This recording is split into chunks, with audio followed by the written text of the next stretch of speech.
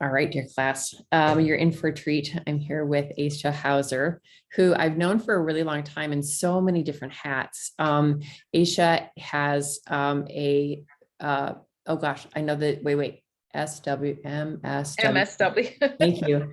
Master's in social work and is a credentialed religious educator, and wears a lot of different interesting hats. Currently at this moment is the president of the Liberal Religious Educators Association.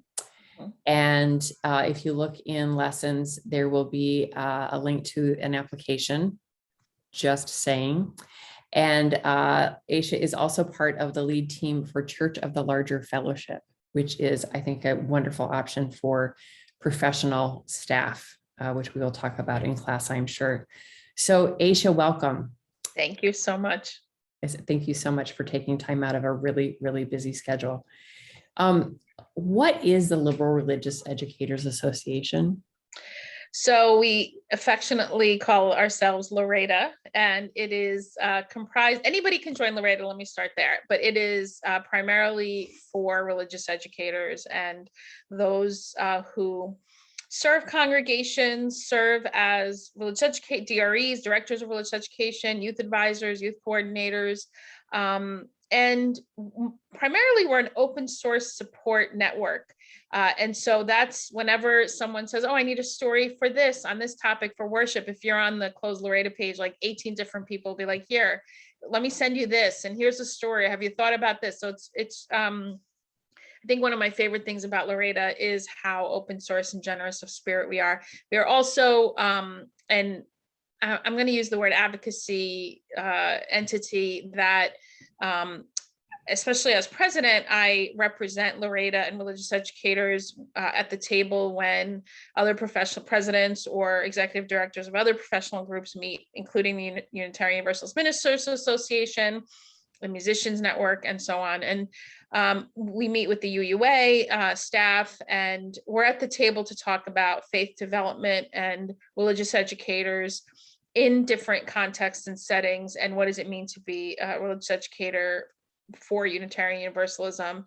And we do have good officers, and though we also have an element of supporting our membership through challenges and difficulties when it relates to staffing. And yeah, I've been in religious education close to 2 decades now, and it's almost I don't know, it's sad to me that some of the stories are exactly the same as to why people need good officers, but here we are. Some of these future ministers, this is going to be news to them. I had them interview, well, every year it's a similar project where they interview a religious educator and then go observe. A little different this year. We're on the second marathon and everybody is exhausted. So they saw some things that were heartbreaking. What do you wish ministers knew about supporting religious education and religious educators in congregations? I think my biggest sadness or disappointment about how religious leadership is playing out in Unitarian Universalism, and has been for a while, maybe since 61, is this notion that we're different. Like, yes, our roles are different, and what we're called to do in terms of religious leadership, in terms of Unitarian Universalism, is nuanced, and we have different expectations and accountability frameworks. However, we're all on the same team. Like, the thing that sometimes I think, and I know this from personal experience, when there's tension, is I have experienced sometimes ordained leadership, ordained ministers feel the need to protect their territory. And it does come from a scarcity mentality, unfortunately. And I'm not just talking tangible resources like salary. I'm talking just in terms of information, in terms of who I've had more than one ordained minister say, wow, why should a religious educator go to the board meeting? I mean, why wouldn't they? Like, it's not about the board meeting. It's about what value is there in hoarding information, or in saying, like, let's gathered to work towards what's best for Unitarian Universalism. And I'm not at all suggesting religious educators need to be at every table all the time. No one has the capacity, and that's not the point. But there's what I wish ministers would know is no one at the congregation is your enemy, even though it feels that way, right? And if we operated from a place of we're all invested in faith development in different facets, in different ways, then I wonder what that would look like in our spaces when we're planning worship, when we're planning, that we all are on the same page about what it means to inspire and affirm what it means to be a Unitarian Universalist out in the world. And I don't think we do that enough. Right. No, so agree. And you are currently on the lead ministry team of Church of Larger Fellowship. And this isn't the first time that you've been part of a lead ministry team. No, it is a little not. bit. What did that look like at Eastshore? So at Eastshore, we had two ministers leave back to back abruptly, and one of them was a 20-year minister who just gave the board 3 months notice. And so for about maybe 9 months, the executive director and I was at the time the director of lifelong learning, basically had to work with the board to run the church. I mean, and it wasn't a has to small run. church, right? It was like 400 members, about Yeah. 400 members. So this was not like a 50-member fellowship. This was 400 members, 5 buildings. The budget was over $1 million. I mean, it was a huge operation.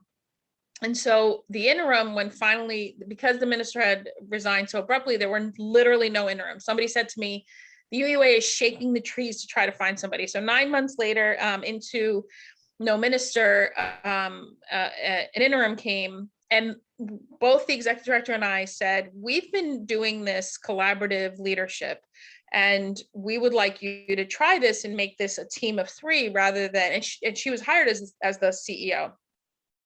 Why we're replicating colonizer extractive capitalist language, I don't know, but that's an aside. But she was hired as the CEO. And so she agreed to try it. Had she said no, it never would have happened, right? But the board hired the minister because at the time was told by folks from the UUA, like, don't do this, don't do shared ministries, nobody wants it. So because the minister, but it was a powerful experience. And the minister herself said, this would have been a really difficult and challenging placement without the 2 of you. And I also heard from her and other people, well, it's because it's you and it's because it's Jason. And I'm like, I don't accept that, because you shouldn't have anybody as a religious educator who you wouldn't trust in this role. Like, if somebody is not qualified to be part of a leadership team, then what makes them qualified to be a religious educator? Like, I think that's a challenge. And then for the Church of Larger Fellowship, we had to, the 3 of us, Chris Rivera, Michael Tino, and I had to do a request for proposals. We did an extensive proposal about what we bring to the Church of Larger Fellowship. So I'm not sure how many folks really know that. It wasn't quite the same as what I understand the ordained system search process to be. So we came in with, here's who we are, here's what each of us we were clear on what accountability looks like. And the 3 of us, like at Eastshore, there's a lot of trust. We know how to have difficult conversations. We're explicit about it. We're transparent with staff, and we empower staff to also move into their roles and be and live into their ministries, which has been exciting. And it's not always perfect, and it's not about perfection, and it's not about a scarcity mentality. It's like, we are going to trust each other, and when things don't go maybe according to plan, what did we learn from that? What can we do different moving forward?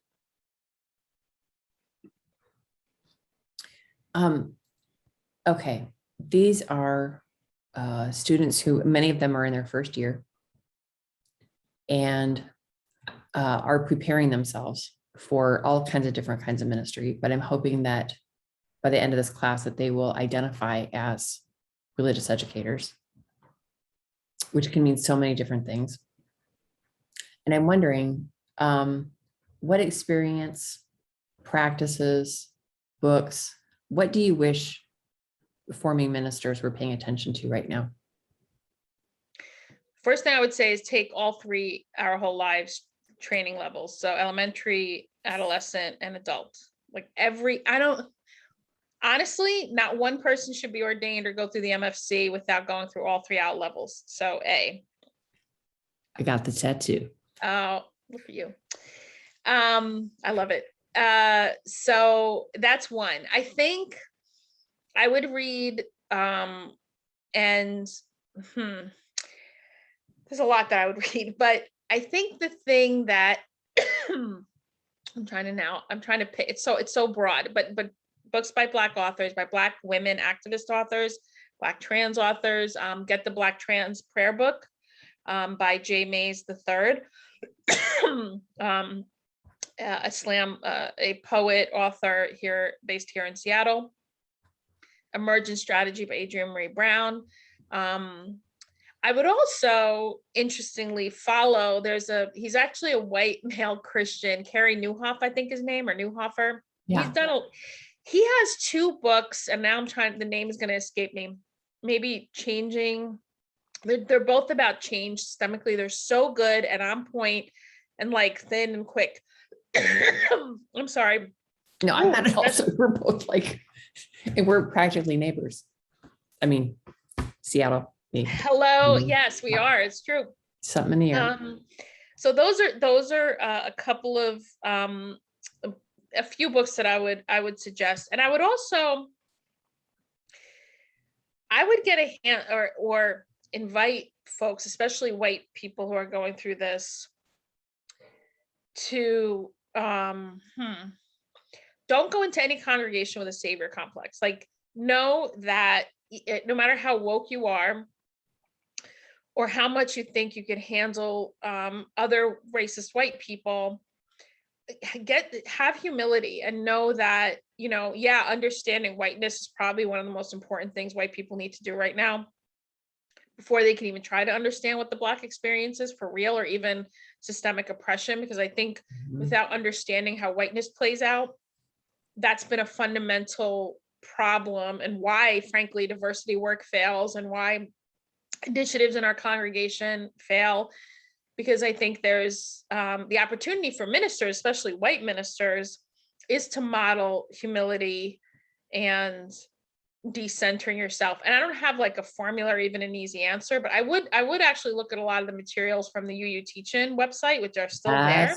And some of them are still really, you're welcome. They're really good. I mean, honestly, I still go to them sometimes, and there's a whole worship component. So I think come from a place of humility, take the OWL training. And I think in terms of race, really, depending on your identity, know that, the fact that Unitarian Universalism is still predominantly white is significant. And I think I'll leave it there. Did I answer your question? Absolutely. Yes. And I thank you. And I didn't tell you I was going to ask that question, but you have never steered me wrong. I'm always like, Aisha, what are you reading these days? And then I call my local bookstore and order those. Oh, and Undrowned, the other really good one is Undrowned, Black Feminist Lessons. Yeah, I've read on that like 8 times. Yeah, oh definitely my goodness. that one. I read that over the summer, and I just thank you, Aisha. You're welcome. So good. Goodness. Yeah, that one. Alexis Pauline Gumbs, Undrowned, Black Feminist Lessons from Marine Mammals. Right now, one of my favorite books. So definitely get that one. And then my last question, although anything I haven't asked that you want to say, you go right ahead. But I want to know, where are you finding hope right now? I'm finding hope also from Adrienne Maree Brown, one of the books she curated called Pleasure Activism, and from Black women activists who are very clear that we're not going to give up joy we're not going to give in to this oppressive system. I'm finding hope in the people who are not going back to their jobs that were shit. Like I'm finding hope in people saying, we're going to think outside the box. And I will say, where I'm finding hope in Unitarian Universalism is when the shutdown happened and COVID happened, the collaboration across the board was truly inspiring. It was like, oh, people were talking to each other. there was a COVID response page on Facebook, and Congregational Life staff said, hey, there are, lay-led congregations who'd like to be on this. Sure, bring them on. I mean, and some people weren't comfortable with it, so they left, no big deal. And then it was just really, I was like, kind of like, oh, this is how it could work. Like, it's unfortunate we needed a global pandemic and we just didn't operate this way. And just the communication that was kind of kicked up tenfold. And that gave me inspiration, and people not simply, but really taking stock in how violent extractive capitalism has not served humanity.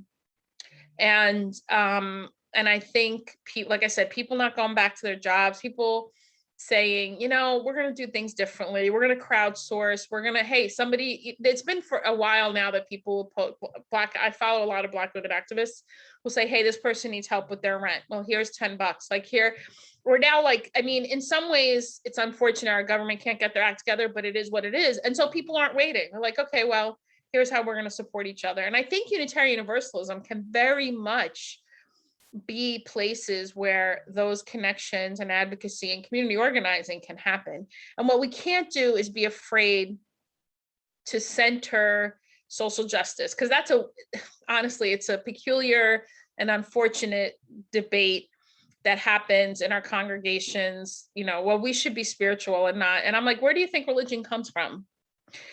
It's about social justice. That's what these documents came from, is trying, and there's different variations on what it is people were advocating for and fighting for, in terms of all the faith, or the Abrahamic faiths especially.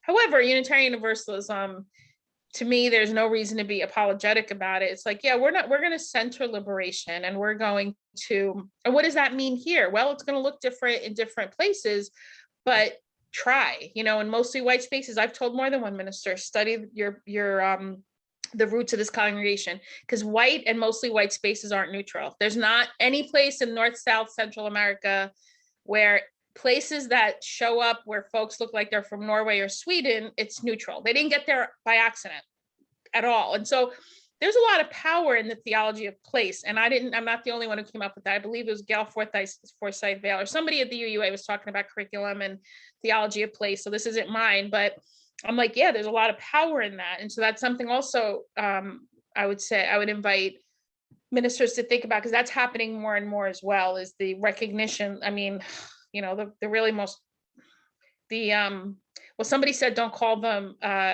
residential schools, call them concentration camps, where the children's bodies were found, right? Yes. And there was, I believe, a UU one in Oklahoma. Yeah. Yes. So yeah, knowing our ugly history is as important as knowing, as thinking we have it all figured out. We have nothing figured out, but neither does anybody else, but we're trying. Yep. So that's what gives me hope, I think, is people realizing that we could do it. People expanding their imaginations is giving me hope. And I think some people are doing it, which outstanding. Yes. Yeah. Thank you. You're welcome. Aisha, thank you for this time. I appreciate it. I know you were so busy, and you have never said no to me. And I cherish that. Thank you. Well, I always honor the invitation. So thank you so much. You're very welcome. Okay, hold on. Let's stop.